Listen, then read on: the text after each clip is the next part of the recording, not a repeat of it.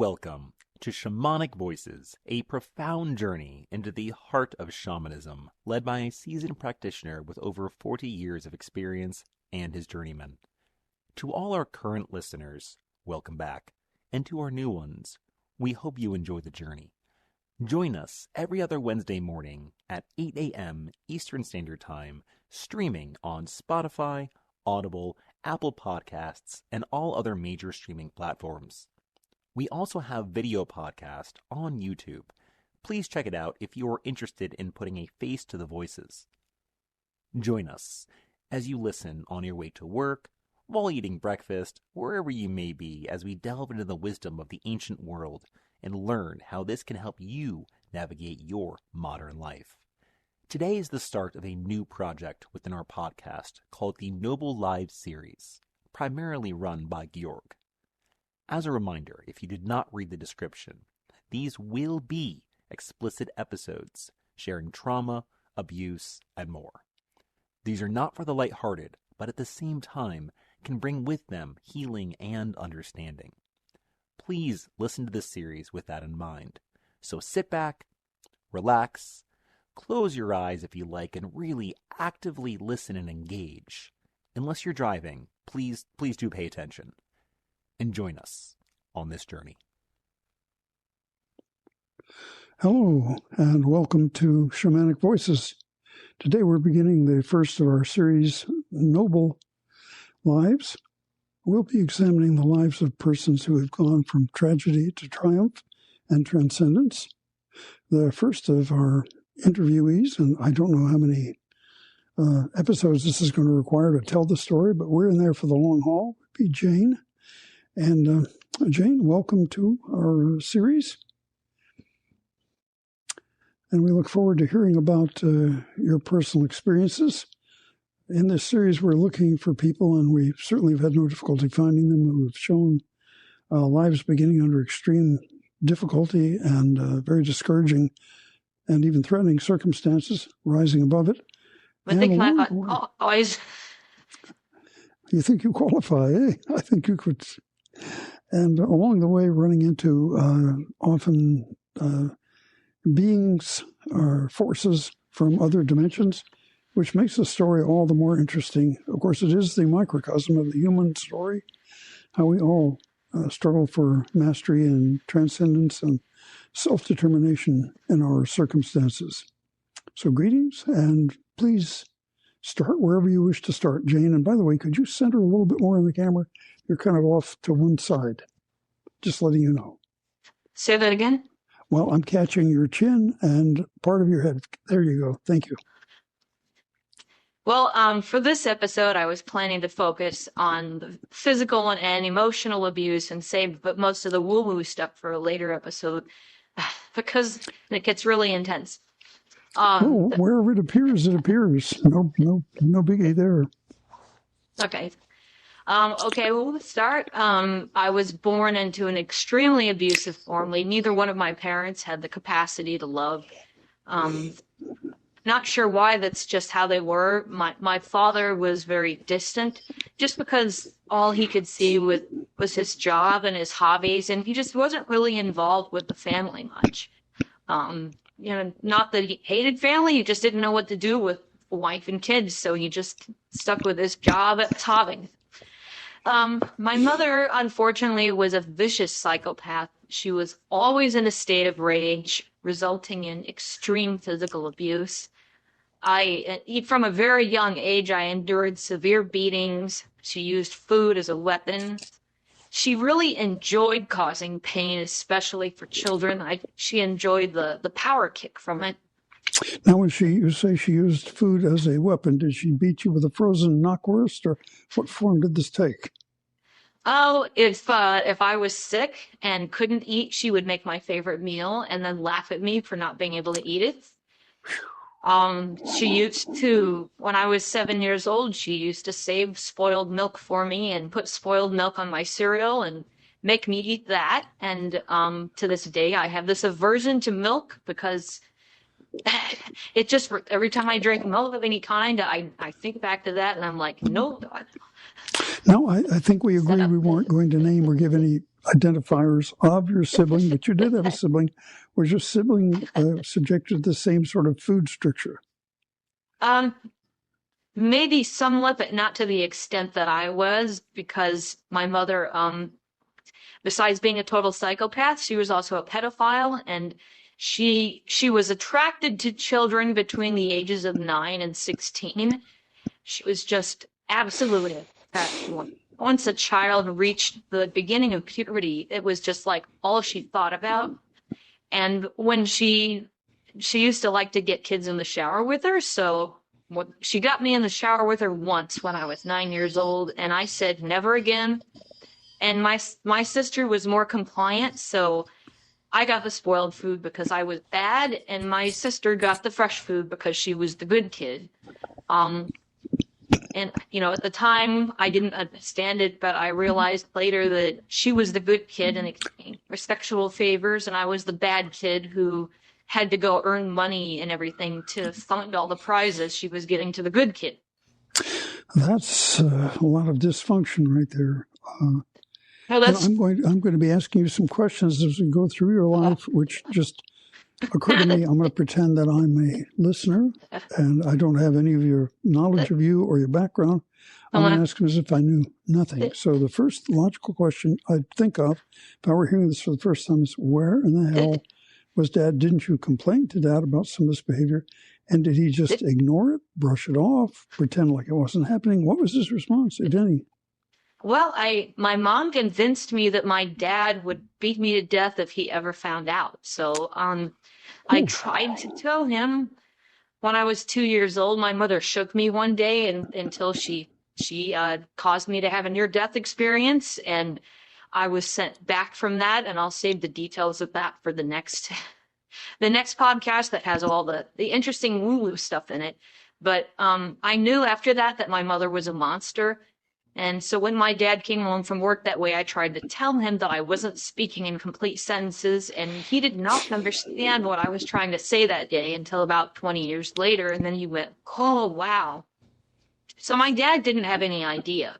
And part of the reason was that he was just so into his own stuff that he didn't pay much attention to the family. And that allowed it to be the way she was. So, like a lot of victims of severe trauma and abuse, you were controlled by terror. You were just basically controlled by fear not to report this. Yeah, well, I did try to report it a couple of times, but nobody knew how to handle reports. So when I was about 8 or 9 years old, I went to a neighbor's house and I said, "My mom hits me too much." Well, she yelled at me because she was my mom's friend. She called my mom and said, "Here's what your daughter said about you." Well, I'll tell you, when you get home after a report like that, things don't go so well. I knew I would never do that again. My mother had to have control at all costs. She was my Girl Scout leader, so she had exclusive access to me. She was willing to give my sister some freedom, so my sister went to a different Girl Scout troop and had her own leader. But my mother forced me to work fundraisers and earn money, but she never let me benefit from it. Later, I learned that she was spending all the money on my sister in exchange for sexual favors. So I was blamed for everything that ever went wrong in the world, and my sister actually grew up believing that everything that was bad in the world was caused by me. And she was a victim. So she actually blamed me for the sexual abuse that my mother committed on her. So again, I'm going to ask questions as if I didn't know you and you weren't a patient of mine and so on. So what effect did this have on you at those early ages? How did this affect your day-to-day life? Well, I didn't know how other people lived. I was suspicious. I had a lot of phobic fears. By the time I was in first grade, I was afraid to move because I was always afraid somebody would just pop out of the walls and beat me up. And of course, that never happened. My sister and I, there was a lot of animosity between my sister and me. I mean, she believed everything was my fault. I believed it was her fault. And we just hate each other. So when I was 6 years old, I started out my mom questions about growing up, and she told me that when boys grow up, they grow up to be men like daddy, and when girls grow up, they grow up to be women. And she said, you're going to grow up to be just like me. And I said, well, that's the last thing I want. So I decided right then and there that when I grew up, I was going to be a man. There is no way I was going to grow up to be a woman. So I decided from that day forward that I was really a boy. So well, these days, there are a lot of left-wing authorities who try to facilitate that. But then that stuff didn't exist. I did not hear the word transgender until I was in my 30s. But I spent years believing that I was really a boy. I was in the wrong body. And for the longest time, I wasn't sure why I felt that way. I just did. I'm never going to be the most feminine person because I didn't have a good example. But it's taken me, there's been a lot of emotional turmoil for me just coming to terms with living in my own body and convincing myself that I am not a younger version of my mother. But as I entered my teen years, she was not only obsessed with my body because I wouldn't allow her to touch me, but she was obsessed with just controlling everything about me. She sent me the message that I was evil, and she spread rumors that I was evil. She would not allow me to have friends, because if I ever brought a friend home, she would sit down with the friend and say, you don't really want to be friends with her and she'd name off every bad thing I had ever done until my new friend would never talk to me again.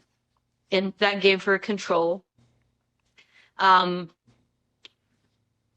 I was president of the youth group at my church when I was in high school, she decided and I was everybody's favorite babysitter because I sat down with the kids and spent time with them. And there were a couple of families where I was actually able to solve some serious problems going on in the house because I just sat back and said, okay, what's happened here? And, I was pretty good at problem solving, and parents were grateful. And my mom did not like me to succeed, so she started going to church and telling everyone that I was gay.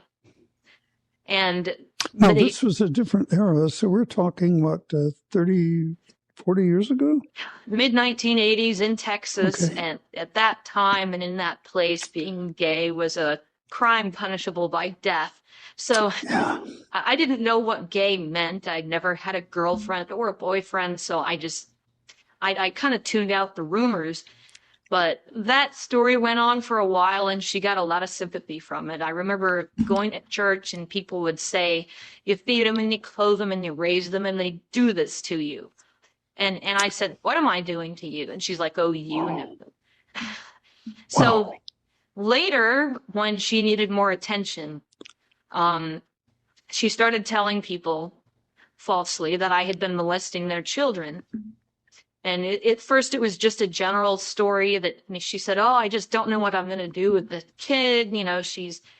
She comes home from babysitting telling me that she's been molesting children. Well, I didn't even know what those words meant either. And so one day she chose a family, and she told this poor woman that she had caught me in the act of molesting her 2-year-old daughter. So she played up this whole story and kept saying that she caught me red-handed. I mean, the funny thing is, before she claimed to have caught me, she kept telling me, I'm going to catch you, I'm going to catch you. Today is the day I'm going to catch you.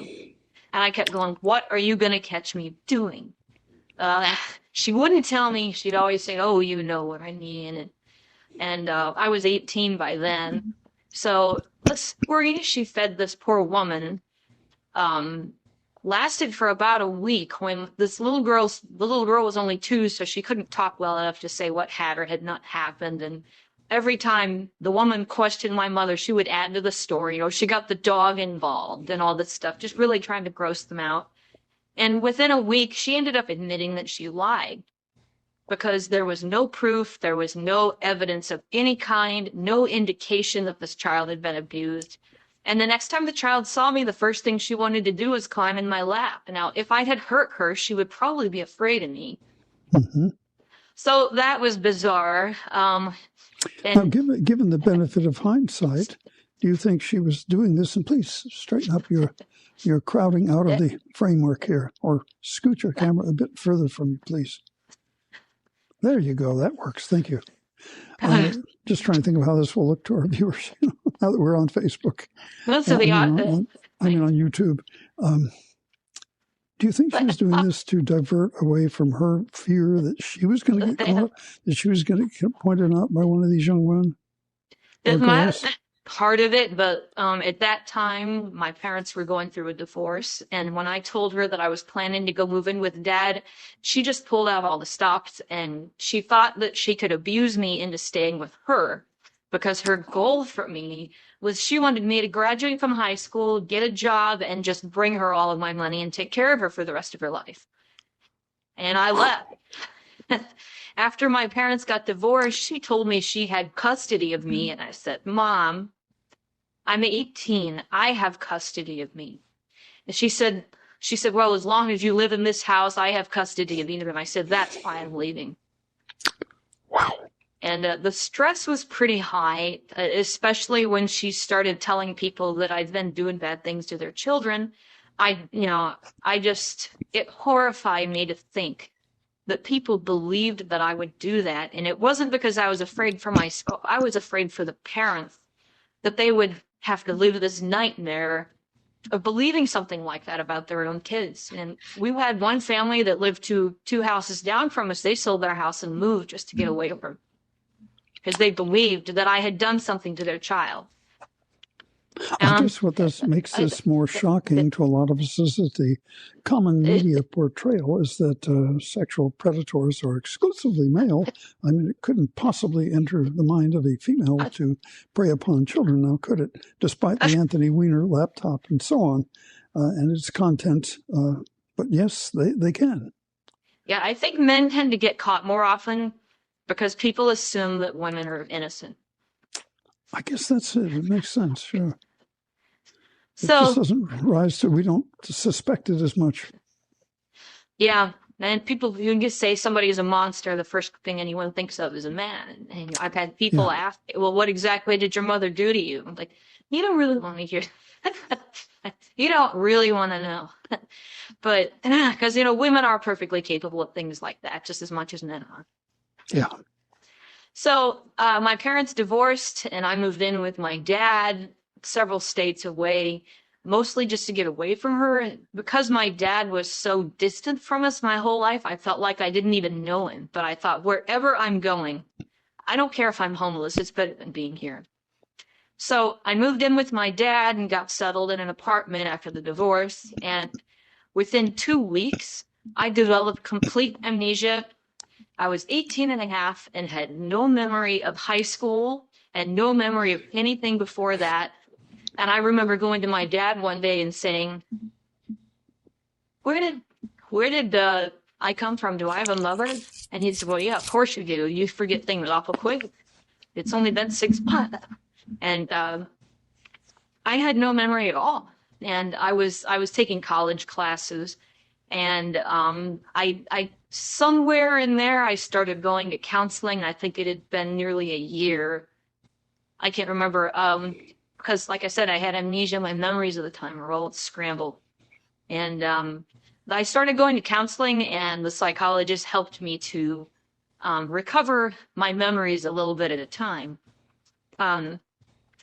So I lived with my dad for 2 years, and during that time, I really felt like I learned who I was. After 2 years, I was a sophomore in college, and I had my own car, I had a job, and I remember when I got paid, I was like, I couldn't believe it. I got to keep my whole paycheck. I mean, she had always stolen my money before, and I was just amazed at how quickly money added up when I could put it in the bank and keep it, which helped me to pay for the car. So I met with this psychologist 3 times a week for more than 2 years. And what was it that impelled you to go see the psychologist in the first place? What told you, I really ought to get this checked out? Well, it was part of my college, on the college campus, there was a counseling center, and I heard little voices telling me, go to the counseling center, go to the counseling center. And I walked up to the building a couple of times, and then I heard other voices saying, no, you can't go in there. And I chickened out and walked away. And eventually, I think after 6 months or so, I just held my breath and walked in and said, I don't know if I'm in the right place. And they said, yes, you are. And they got me in right away because they could see just looking at me that there was something not right. I mean, I was shaky and probably hadn't eaten for several days. At that time in my life, I was too nervous to eat, and I would easily go 3 days without eating anything and not think anything of it. In part because when I was in high school, I wasn't allowed to eat, and I just got used to the idea that food was a thing that was for other people and not for me. I didn't feel worthy to breathe or eat. I just would show up places and hope nobody noticed I was there. So you internalized a lot of the feelings of lack of self-worth that Mom had treated you as for all of those years, right? Yes, and I still struggle with that today. My psychologist was a man in his mid-50s, and after 2 years, he told me that he had never met anyone whose childhood was nearly as traumatic as mine. So he believed that I was exaggerating most of my childhood memories. So then my sister moved in. He met my sister, and she did some things that were very similar to Mom, as she came up with this crazy idea of how she could steal my car. So she accused me of doing some bad things and gathered up some fake evidence. And her idea was to take my car after I was in jail. And he witnessed this whole thing, and he believed her at first. So after he found out what was really happening, because the truth kept coming out. Give it a couple of months, and the person making up the story takes it too far, and then the truth comes out. And I guess I'm really lucky about that. But he told me after that, he said, I've been watching this whole thing unfold. I've been watching how you respond to it when you know what's going on, and I can't believe it. He said, I don't believe you were exaggerating your childhood anymore. You were understating. And I said, yes, there's no point in going through every little detail. And he said, no, there more? And I said, of course there's more. I mean, I had 18 years of living there, and I only seen you 3 times a week for 2.5 years. I'd have to be here another 15 years to go over it all, because it was every day. There was, when I was 16 and my mother lost her interest in me physically, sexually, her next way to control was to get me a boyfriend. And so she knew a woman who had an 18-year-old son who was a sex offender, and she was going to try to get me to date him, and the two moms decided that I was going to fix him. Oh, hold on. Let's define this. When we say sex offender, what are we talking about? He was kind of a muscular guy, and he at that time, he had never been arrested, but his mom and my mom knew that he had a habit of taking every girl to bed with him on a first date, whether she wanted to or not. Oh, and they wanted to date him. So he was a serial rapist, in other words, right? Yeah. He had a child from one of his previous girlfriends, and his mother said it was because the girls were dirty. And when I refused to meet, I wouldn't have anything to do with it. My mother griped at me and punished me for a month, telling me that I had ruined everything. And that was when she started telling everyone I was gay, because if I'm not going to date the guy she fixes me up with, then I must be gay. It was so bad after I left, my sister turned 16, and she made my sister date the same guy, and he was 21 by then. And wow. My sister dated him for 2.5 years, and he did everything you'd expect someone like that to do. Fortunately, my sister did not get pregnant, but when she got away from him and moved in with Dad and me, she was an emotional wreck. I mean, she wasn't the same person she was before.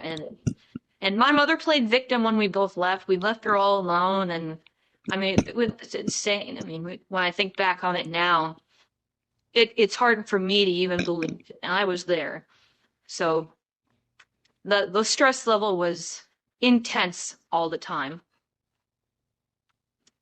So when she wasn't trying to get us to date, sex offenders. She spent a year one time poisoning my dad's food in an effort to kill him for insurance money. And well, the day that she intended to give him the fatal dose, she set it up to make it look like I was doing it.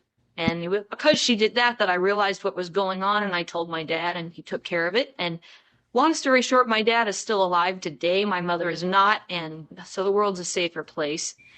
But exactly how was she poisoning him? She put boric acid in his food. She started off doing it every time she was mad at him, and she enjoyed it when he had flu symptoms. And so she kind of bragged about, oh, I can make him sick anytime I want to. And over time, she would increase the dosage until one day she put a large amount of boric acid in there, which I've learned since then that probably would not have killed him, but it would have made him really, really sick. But either way, he was so sick he thought he had cancer. He had been unemployed, so he didn't have enough money to go to a doctor or anything. This brings to mind the aphorism, it's the thought that counts. Yeah, it's the thought that counts. Strangely, though, when I told my dad what was going on, he set her straight. I mean, he never hit her, but he had some pretty strong words to say to her. But he didn't divorce her, which I have never understood. I mean, they were still married for another couple of years before she filed for divorce. I don't get it. I'll never understand that. But one interesting thing about that is I told my therapist that, near the end of the second year, and he said, you never thought, he said, is this a new memory? And I said, no, it was just another day. He said, you never thought to tell me that before? And I said, no, every day was that way. It didn't register with me as traumatic because it was just one more day. The day mom. So what you're talking about is what a child takes in his or her environment becomes the normal, and nothing that you saw, no matter how horrendous the rest of us might think it to be, was abnormal. It wasn't outside of your normal daily experience. But I didn't. You had no yardstick to measure this by and say, hey, this is wrong, Right. Now, I had people ask me if I felt safe at home, and I didn't really know what that meant, so I just said yes, because safe meant the house is not currently burning down. If the house was not on fire, I was safe. That's where I drew the line. It didn't matter what happened in the house as long as it wasn't burning. If the house was on fire, I wouldn't feel safe at home, and I'd go outside. But so if you ever suspect abuse in a child, don't ask them if they feel safe. They won't know what that means. Ask them more focused questions like, would you rather be at home or would you rather be at school? And if the child says, oh, I like school a whole lot better than home, well, there's a red flag. You should start asking some more questions. And I think a trained professional would have to know what to ask and how to ask to prevent the child from going on the defensive, because if anyone would ask me anything like that after about the third question, I would have clammed up and said, I'm not talking. Oh, that's a good point, Jayne. That's a very good point. That is something that anybody working with persons who have suffered from long-term abuse need to be aware of, comparing where you are to anywhere that you visit. Do you feel safer here or there? Is this a better environment? Is this a safer place for you? Is this a more peaceful place? And if it's always somewhere other than home, that's a big red flag. Yeah.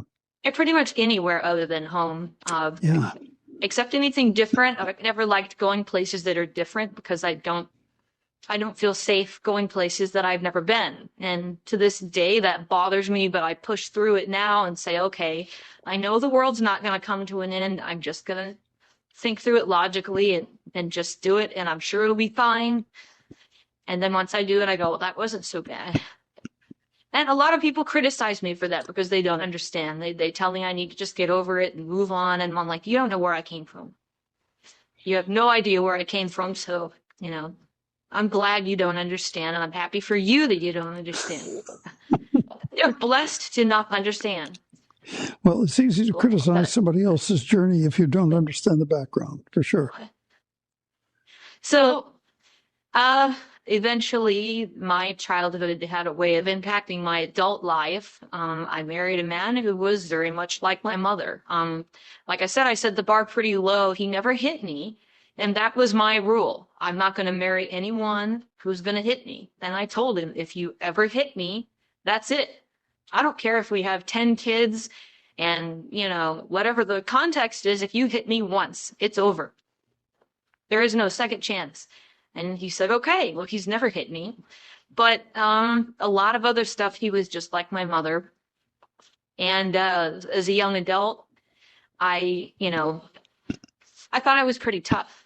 And he had a pretty dysfunctional family too. So I thought, I can take him in and teach him how to be a nice person. It'll only take 6 months, just get him away from his parents. And I've learned that doesn't work that way. His parents also lack the capacity to love. He and I were both selected to be the scapegoats of our family, so we had that in common. His family was more psychologically abusive, but they spoiled him in an effort to control him. So that they controlled him by spoiling him. And then they would just threaten to take away whatever they spoiled him with to make him do what they wanted. So he stayed pretty close to his parents, mostly out of fear. After we got married, we carefully planned our children. We even chose the months that they would be born. We did the math before conception, and crazy enough, it worked. We had our children exactly when we decided we wanted to. Our first child had autism because of thimerosal and vaccines. I know everybody says that the crazy anti-vaxxers make that up, but no, it wasn't made up. My son was a perfectly normal child and had a massive seizure immediately after a vaccine and was autistic after that. We spent 15 years undoing the damage. He screamed a lot. He lost skills. But I worked with him constantly, so doctors weren't really terribly concerned because he was always just barely within the range of what you would expect normal behavior to be. I was accused of child abuse because my son was obviously unhappy, but he was unhappy because of the abuse going on inside his head and not because of anything that was happening outside. When my second child came along, I was very sick with that pregnancy. I had uterine fibroids, which caused bleeding that approximated a miscarriage. I had endometriosis, PCOS, gallstones. So my second child was born 5 weeks early, and he had hernias, but otherwise he was okay. My husband's family was psychologically abusive more than physically abusive. So they spoiled my husband as a child to keep him close to them, and they controlled him by spoiling him. So he stayed close after we were married. And so after we were married a couple of years, we carefully planned our children. We even chose the months that they would be born by doing the math before conception, and crazy enough, it worked. We got exactly what we wanted. Both of us probably have reactive attachment disorder because our parents did not have the ability to love, so we calculate everything. And we're very into math, and both of us kind of have the thing for calculus in our heads because it warms our souls a little bit. Our first child had autism because of thimerosal and vaccines. And I know people would say we're crazy anti-vaxxers, but my son was a perfectly normal, happy kid who was even talking at the age of 3 months. He got a vaccine, had an acid seizure, and was autistic the next day. And I spent the next 15 years trying to bring him out of that. And the process of that would be great for another podcast. But, that's long. He lost skills. He forgot things. I worked with him constantly, so doctors weren't really concerned with his development. I was accused of child abuse by several people because my son was very unhappy, but he was unhappy because of the abuse going on inside of his head, not because of anything in his environment. When my second child came along, I was really, really sick with that pregnancy. I had uterine fibroids that caused bleeding that made me think I was miscarrying. I had endometriosis, PCOS, I had gallstones. And my second child was born 5 weeks early, and he had hernias, but other than that, he was okay. Now, I'll just make a note for our listeners here that I have met the first child, and meeting him, you would never guess this intelligent, good-looking young man was ever showing signs of what we think of in an autist. He would never guess that he was anything other than perfectly normal mind and functioning. So you did a bang-up job during these 15 years. Doctors said his autism was between moderate and severe. It was absolutely not mild.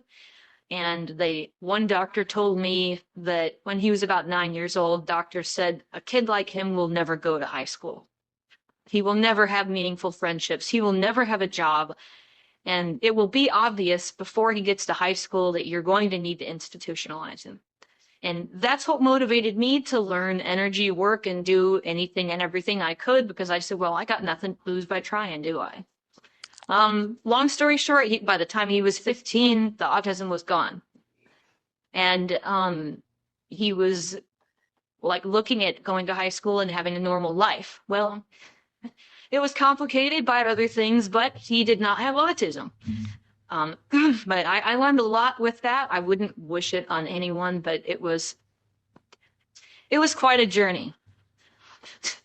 And I try to help other people whenever I can, but I'll just say this: if you have a child with autism, the path out of that is not simple. If anyone ever comes to you and says, I have all the answers, just give me $1,000 and I'll fix it all for you, that's a big red flag. There's nothing like that in the world. It's a lot of work, and you have to really devote your life to it, but it is possible. I know other people whose children have come out of autism, but for the most part, their autism was pretty mild. But in my son's case, it was. Well, back to my husband's family. My father-in-law was very much like my mother, unfortunately, minus the violence. He lied without conscience. And while I was pregnant with my second child, he called and convinced my husband that I had boyfriends who were supposed to be the fathers of our children. He got all of his material from Jerry Springer. My mother was easily manipulated, so he accepted. That's a good authoritative source right there. Yeah. Oh, yeah. So my husband believed all the stories his father told him, and every day he would call with another sighting with me with a boyfriend. And these crazy stories were active for more than a year before he backed himself into a corner and had to admit that he made it up. And the day he admitted that he lied, everyone just seemed to forget about his guilt as if it never happened. Life continued as if he had never lied, but in the end, he got what he wanted. Believe it or not, he was trying to convince us to get divorced, so my husband would just come home and take care of the yard work, because he didn't like having to miss Jerry Springer every week to go out and do his own yard work. No, wait a minute. This is the same father-in-law who was filming Roman Catholic miracles and doing this whole history of the church and that sort of thing. Am I correct? Yes. Okay, just wanted to put this into perspective. Right. Yeah, he was known as the Rosary Man at church. Nobody would ever believe what things were like at home. He had no conscience whatsoever. And he even told, when my mother-in-law found out he lied, she said, why would you say something like that? He said, well, if he would have come home and cut the grass, I wouldn't have had to tell the story. It's his fault. You should have just come home and cut the grass. I mean, the man had 6 children, and none of them were willing to come home and take care of his yard work, so he just had to pick one and exploit. In the meantime, that same year, while I was pregnant with child number 2, my mother and my sister were working on their own crazy story. My sister was out vandalizing people's cars and trying to convince them that I was doing it, and my mother played along with it. She mostly vandalized cars of people at her church. She would tell them that she just knew that I was going to show up and vandalize their cars, and then she would invite me over for something, and then she vandalized cars. Well, I was there. Then I get all these phone calls from angry people who said that they knew that I did that to their car, even though I looked like I was pregnant with triplets at the time because I had gestational diabetes. Yep, right. I'm in a lot of pain, and I'm going to go use a key and scratch dirty words next to the gas cap on your car. Really? And I very calmly, after the baby was born, I very calmly explained to them that the only person who knows about a crime before it happens is the perpetrator. They never thought about that. So I encouraged one woman, I said, go get your car fixed. Your insurance will cover it. And there was at the time I knew what the, category was, that because I had my car vandalized somehow. And I knew what to tell her to fill out on the form. And I said, get it fixed, go back to church and make a big deal about how you got your car fixed. And that better never happen again. And make sure your car is parked someplace where there's a camera pointing on it, and that camera has a recording. And I said, when it gets vandalized again, look at the picture, and you're going to see whose T-shirt is on that picture. It's not going to be mine. My profile's a bit different than hers right now. So I didn't get any more phone calls after that. But later that evening, my father-in-law called to update my husband on my non-existent boyfriend. So this was just all day, every day, that whole... So you're in your mid-20s at this point, raising little kids, is this correct? I was about 30. Oh, okay. About 29. Okay. When I do the math, yeah. So my stress level was through the roof all the time. So at that time, I had a toddler who had undiagnosed autism and bipolar disorder. I had a husband who had a video game addiction. I had a father-in-law who was spreading lies about me, a mother who was working with my sister to spread lies about me, and I had a little newborn baby who was born 5 weeks early and had projectile vomiting because he couldn't keep food down. So, I just lived 1 minute at a time. Well, you say that now, but I mean, I've got to think, and any of our listeners thinking would have to ask, what did you pull on? What was your inner resource that allowed you? I mean, a lot of people would have either gone to using some sort of substance or running off a cliff somewhere or just leaving a goodbye note or no note at all and boogieing out of that life and disappearing somewhere or something really drastic with all you were going through at that age. I thought of it. But how in the world did you make it through this? That was the level of stress that I was used to. I didn't like it, and I had always hoped that my adult life would be better. But once in a while, I would walk out the front door and just stand on the front porch and in my head imagine that I was leaving forever. And after about 15 seconds, I'd go back in the house because I missed the kids. But I sat down with the kids, and I pretty much stayed busy all the time just to, if I stay busy enough, I don't have to think about it. There's always one more diaper to change, always one more thing I have to perfect. And for 20 years, the stress level was about that high all the time for one reason or another. I had to play the role of both mom and dad for my children because my husband had his video game addiction. And I took care of my husband's parents because of their 6 children. None of them could bother to put down the beer bottles and TV remotes long enough to do anything to help. I endured my father-in-law's crazy abusive stories. He would call me 20 plus times every day. And I just put up with it because I had spent my entire life feeling trapped. So this wasn't really any different. And I guess also what played into that was the Christian beliefs that I was taught growing up. If I could just be good enough, then maybe God would accept me. And I wondered why I had to be so much better than everyone else and why my life was so much worse. And I just thought, I got to keep going. I got to keep trying. He who endures to the end will be saved. That's what I was taught.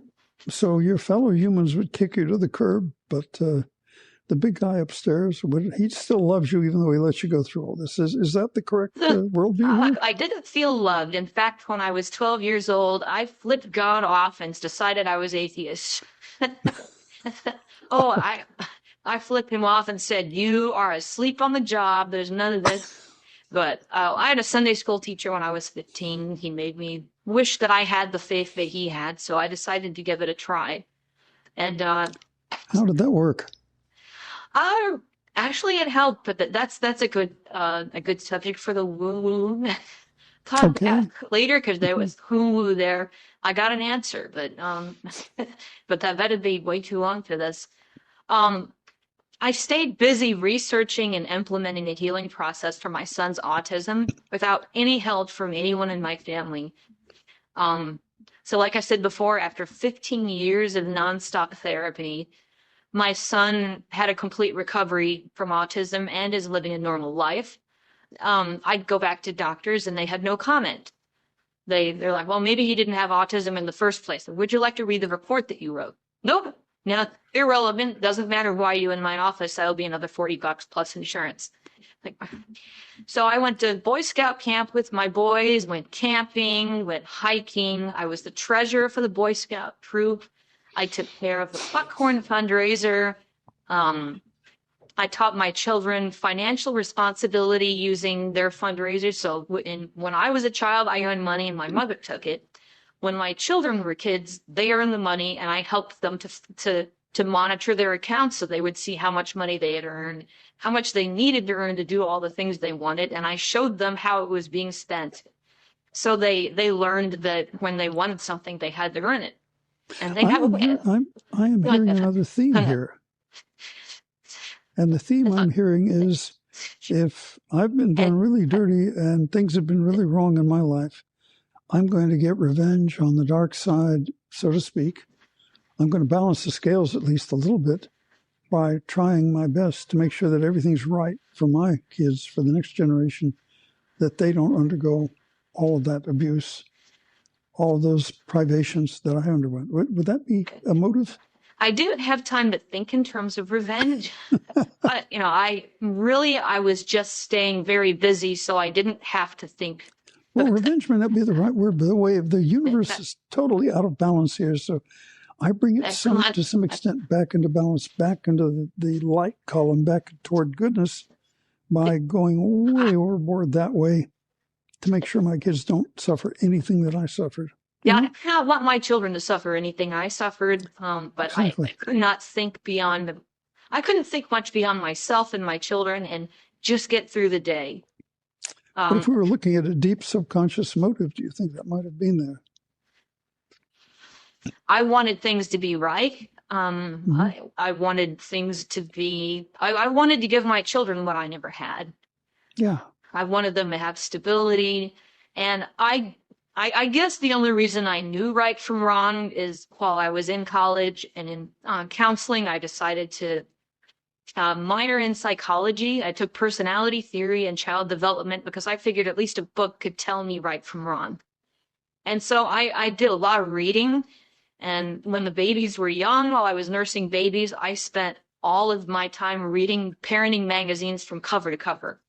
I had a subscription to a parenting magazine that, believe it or not, my mother gave me as a gift. But I've read every magazine cover to cover to make sure that I wouldn't make the same mistake she made. Well, if you didn't learn it in the home and you didn't see it in your in-laws' household, where else would you learn it? It's a good thing you had the intellectual curiosity to look beyond. I think it was more determination. I've never been known as a curious person, but determined. My mother called me stubborn, but I like to say determined. I just ran at top speed all day, every day. I got up at 6:45 in the morning and just ran until midnight every day, doing everything I could possibly do. I did yard work. I did the grocery shopping, kept the house meticulously clean. And my husband regularly called his father and reported to him that I did nothing all day, which kind of didn't make me very happy because he was playing video games for 6 hours plus every day. And so I would sit down with him and say, what's this nothing that I'm doing? And I said, I cut the grass today. That's something. He said, well, it didn't really need to be cut, so that doesn't count.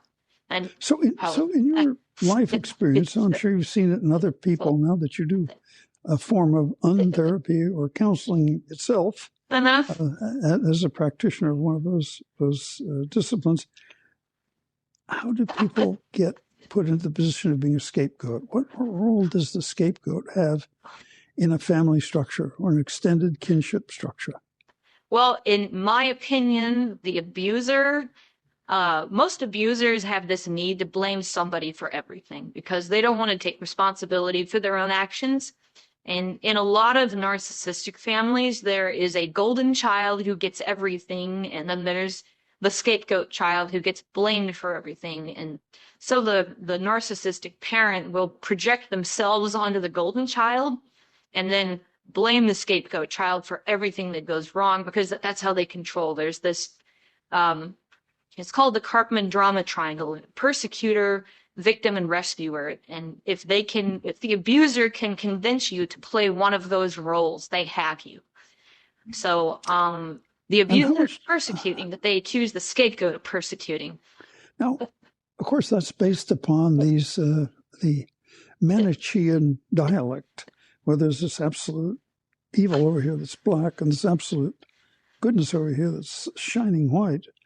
How much of this is an after effect of the Judeo-Christian mindset? Well, Christianity does a lot of damage there. At least it did a lot of damage to me because it sends the message that you have to be perfect. And if your life is not perfect, it's because you've done something wrong and God is punishing you. And another thing I heard, I was Protestant for a while, and that's what the story was then. And then when I became Catholic, the story was, well, give your pain up to God. Because I had migraines every day, and I was supposed to give that pain to God, like somehow that would help. And I'm like, that does not help. But it's an overly simplified way of seeing life that makes people feel better about it. But to what extent did this worldview influence your oppressors, the people who create the scapegoat through how they treated you? Isn't that part of what makes them do that in the first place? Possibly. I mean, I never got into their heads, and I spent years trying to understand why they did what they did. And I just drove myself crazy trying to understand why and how could you be this way. And eventually somebody told me that why is not a valid metaphysical question. That's more of a victim question. So instead of asking why, ask what can I learn from this? And I'm like, oh yeah, I learned that people are idiots. And well, eventually I learned it, and it's taken me a long time, but I eventually learned that I was walking into those situations as an adult because I wasn't filtering my environment. You're right about that, of course. And how would you have possibly learned to filter based upon the role models that you had available to you? Okay. Learning that now, but I had no way of filtering anything. And one of the questions, and I'm not saying there's a simple answer, and we can continue exploring the next several episodes, but I think the remarkable thing is at some point, I hope that you did learn to see yourself as I and your other friends see you, as someone with great worth and who should experience great self-worth. How did you get to that point that you have now where you can see yourself as a worthwhile person? Lots of therapy. Well, I guess there's another thing I'd back up on. I guess it was about a month ago that I was working with you and Brian pointed out that I had this kind of, he called it nanotechnology, installed in me from the reptoids that was actually attracting negative people into my life. Because everywhere I went, my first job, I had a narcissist as a boss. Everywhere I went, the only people I met were narcissists. And when Brian was able to uninstall this nanotechnology, I don't understand it, I felt like a different person the next day. Well, you could frame it as nanotechnology, which may just be objectifying it, or you could simply say, from an operative analysis perspective, or rational emotive therapy perspective, which I guess I tend to follow, that if I'm assuming this about myself, I'm going to give subtle behavioral and linguistic cues, and even postural and body language cues to would-be oppressors. And when I walk into a room, if I'm dealing with someone who is a predator, a narcissistic, aggressive narcissist, they're going to see me as a victim right away.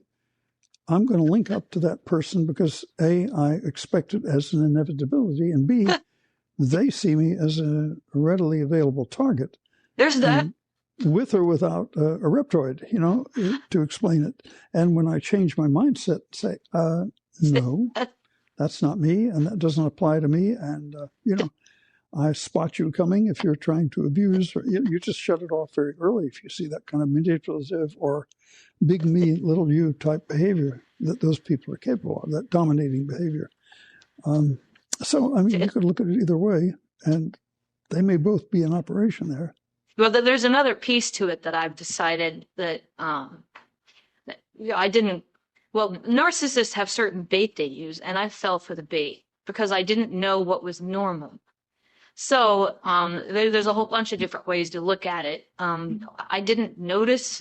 Well, when you grow up in a house that's that full of turmoil, it doesn't register as being something wrong. So when I walk into a house that's full of turmoil, as long as nobody's hitting me and the house isn't on fire, I don't see a problem. Now, someone who grew up in a kind, loving family would walk into that same environment and say, "Holy cow, I can't get out of here fast enough."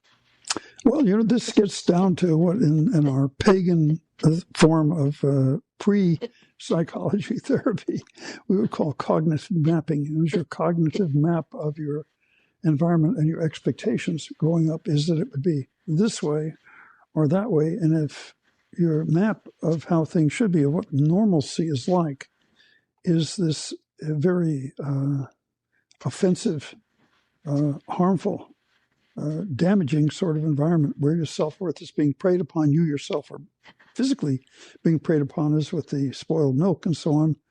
And then you have a very different perspective on what is normal and what to expect and what is and is not acceptable, wouldn't you say? Yeah, I remember the first time I saw another therapist, there were affirmations that followed with particular therapy. And the first affirmation he gave me was, "My job is to live, love, be loved, thrive, and enjoy life." And I thought, very funny. And I just could not imagine that. I said, that is for other people. You don't understand. That's never going to be for me. Well, I think that just shows the degree of damage that you had undergone to that point. Someone much less damaged could have profited from that set of affirmations. They're not bad affirmations at all, but they wouldn't really seem available to someone who suffered that much damage to their self-image and their sense of personal self-determination and sovereignty. Well, I stayed busy all the time to avoid my feelings. And what I didn't realize was that staying busy all the time, working all the time without any pay, actually drew more manipulation in my life because all the manipulators said, easy target, I want some of that. So I was just busy all day, every day. Nobody appreciated me. Of course, nobody cared because I just wanted to do more work so they could go play video games or whatever it was they had to do. Well, didn't you find that this, even now, the kids are grown and doing well on their own? You're both empty nesters who have your own careers and so on. Didn't you even find that recently even applied in your church, that you tended to be the girl Friday who did everything for everyone? Well, everybody else kind of sat on their keister and let you do everything for them while they took credit for it, or they kick off. It's not that way now. Yeah, but only because of a very recent turnaround in perspective. Yes, I'm very busy still, but I've learned how to say no. Good. Good. I'd like to go into some of the effects that all that busyness had on me. For 20 years, I was just busy all day, every day. And if you stay busy and have a super high stress level, after a while, eventually your body is going to break. And when my children were 12 and 13 years old, one day my back broke. And I have to say, my grandmother had the same problem. And the way she described it is, she said there's nothing that even compares to that kind of pain. She didn't even know how to describe it. And I'm like, yep. The pain was just... It felt like someone had lodged a butcher knife in my back and just twisted it once in a while. The pain never stops. It never slows down. There's no possibility of comfort. I had emergency surgery, and after the surgery, I couldn't feel my legs. And so I wondered who would take care of the kids, who's going to do the yard work, who's going to clean the house, because I couldn't even walk across the room. Every psychopath in my life took advantage of my compromised situation, and they took all they could get. And my children were previously doing reasonably well in school. All of a sudden, they were failing.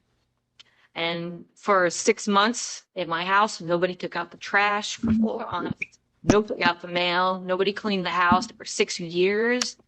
Nobody cooked a meal. My husband ate at restaurants just to avoid the responsibility. My father-in-law encouraged my husband to physically abuse me to motivate me to get back to work. And I'm grateful that my husband was not willing to cross that line. My children became disrespectful and oppositional and stayed that way for roughly 10 years. Now, what are we, mid-30s to mid-40s here, or what? I was 41 when my back broke. So Okay. My children were pretty hateful toward me for 10 years. And they also became video game addicts.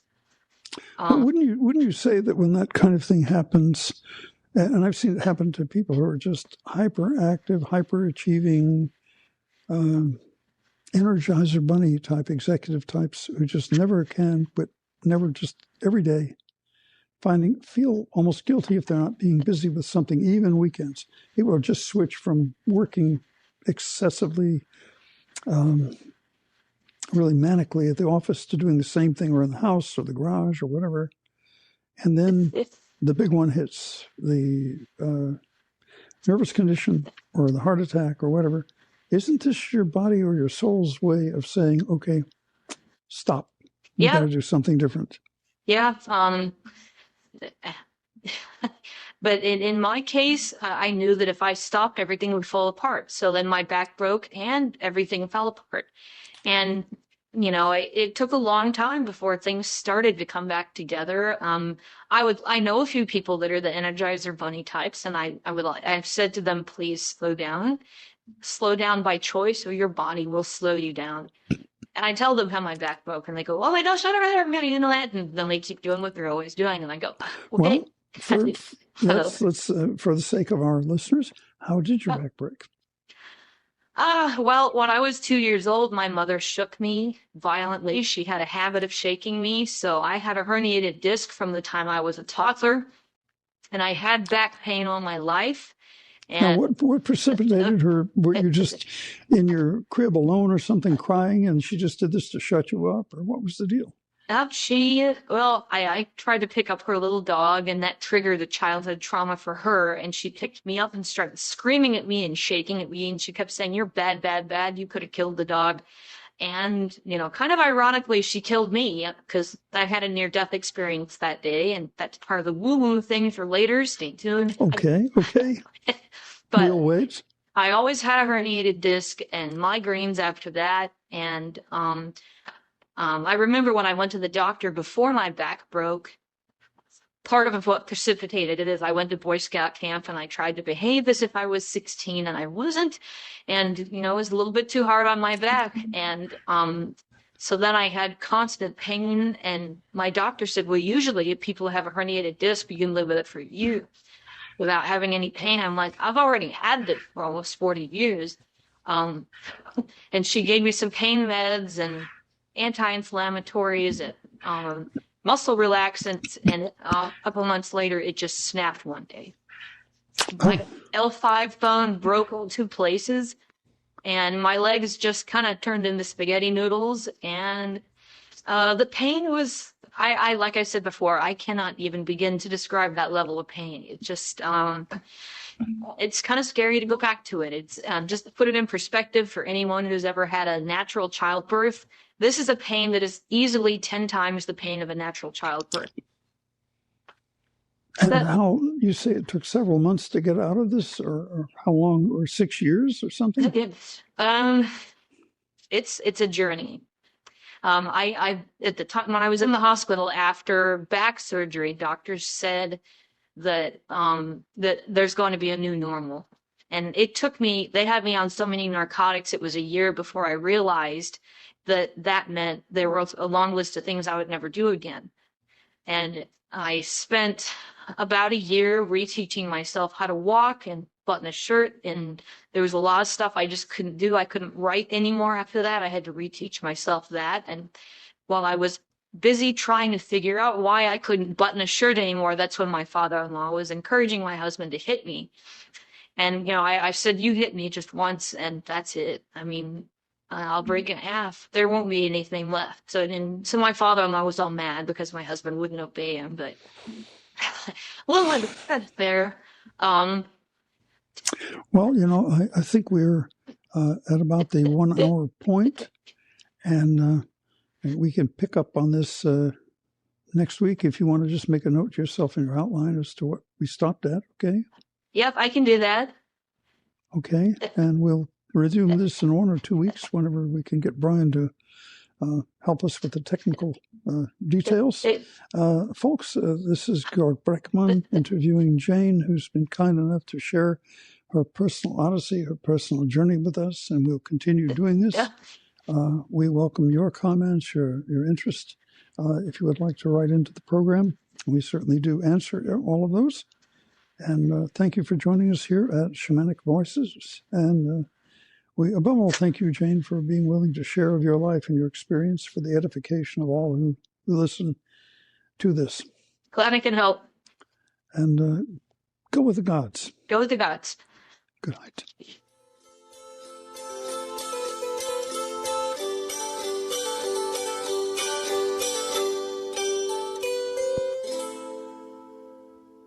Thank you for joining us on Shamanic Voices. If you like what you heard, please subscribe, share, follow us on social media, tell your friends. Every click, every share helps us with this project as we try to share with the world the customs passed down in the ancient Scandinavian tradition for over 8,000 years. We hope you enjoyed our show. Please join us next time at 8 a.m. Eastern Standard Time every other Wednesday. You can also check out our website, Teutonichealing.com. Check the description for a link where you can explore more about what it is that we do, contact us for a session, or send us your questions to have answered. We look forward to sharing the space with you soon. See you next time on Shamanic Voices. Go with the gods.